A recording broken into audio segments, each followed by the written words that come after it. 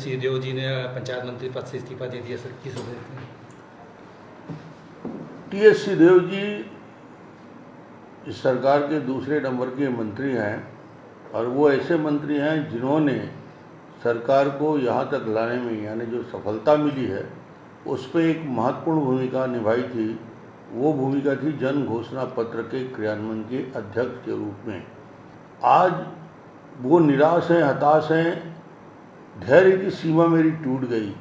यदि भार साधक मंत्री को ये कहना पड़े किसी सरकार में कि मेरी धैर्य की सीमा टूट चुकी है और मैं इस पद को धारण नहीं कर सकता, जिसका मतलब ये है कि सरकार में मंत्रियों के बीच और मुख्यमंत्री के बीच क्या स्थिति है, किस प्रकार डायलॉग नहीं है।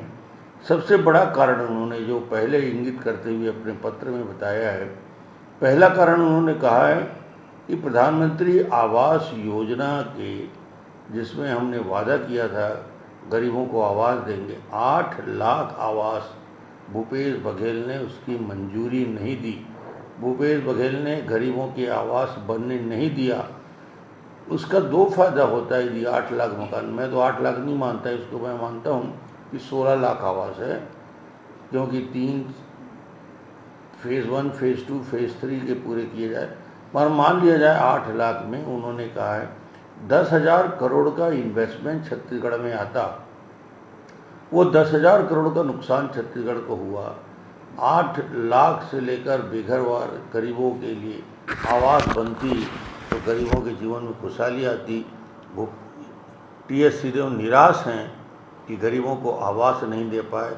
उन्हें 4 साल होते होते और इसके लिए दोषी यहाँ के मुख्यमंत्री भूपेश बघेल को कहा है। सर क्या लगता है दूसरा विषय जिसमें इस्तीफा के लिए महत्वपूर्ण बिंदु को चिन्हांकित किया है कि मंत्री अपने विभाग के अधीन चल रहे कार्यों का उसकी प्रशासनिक स्वीकृति देने का काम करता है और उसका अनुमोदन करने का अधिकार उस विभाग के मंत्री को है।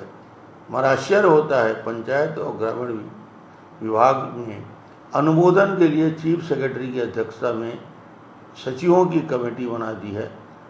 इसमें टी.एस. सिंहदेव 500 करोड़ की योजनाओं का स्वीकृति देने का अधिकार छीन लिया गया। ये सारे अधिकार चीफ सेक्रेटरी और सेक्रेटरी को है, जिससे प्रदेश के 500 करोड़ से ज़्यादा के लागत के काम प्रभावित हुए, काम नहीं हो पाया। ये एक निराशा टी.एस. सिंहदेव के मन में व्याप्त है कि उन्होंने आवास का निर्माण कार्य नहीं कर पाए। तीसरा विषय जो महत्वपूर्ण लगता है, उन्होंने आरोप लगाया है कि पेशा कानून को कैबिनेट में उसकी प्रेसी बदल दी गई। विभाग ने जो प्रारूप कैबिनेट में भेजा था, जिसके अनुसार चर्चा में जल जंगल जमीन को महत्वपूर्ण बिंदु रखे गए थे, बिना विश्वास में लिए गए, इसको बदल दिया गया।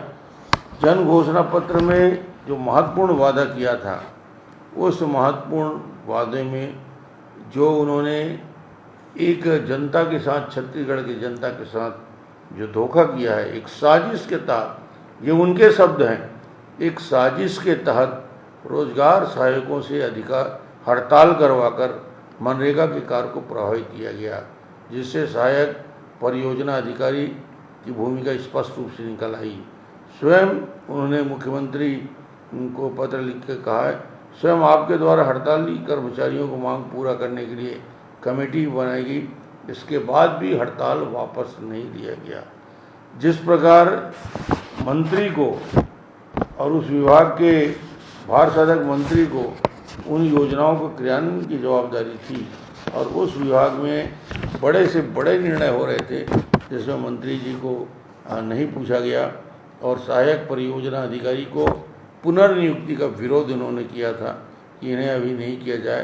तो मुझे लगता है कि किसी सरकार के वरिष्ठतम मंत्री को ना अपने विभाग में काम करने का अधिकार है, ना वो प्रशासनिक स्वीकृति दे सकते, ना वो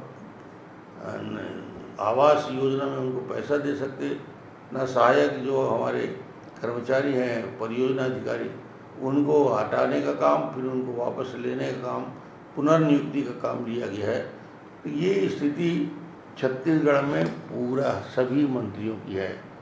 कोई इस्तीफा दे दिया है थोड़ा हिम्मत करके, बाकी लोग मन ही मन में आक्रोशित हैं, नाराज हैं, और एक दिन ऐसा विस्फोट होगा जैसे हमने देखा है कि महाराष्ट्र में जो स्थिति बनी थी, सारी की सरकार धरी रह गई और सारे लोग बगावत में आ गए, तो धीरे धीरे स्थिति बनेगी। क्या लगता है सर, मुकाम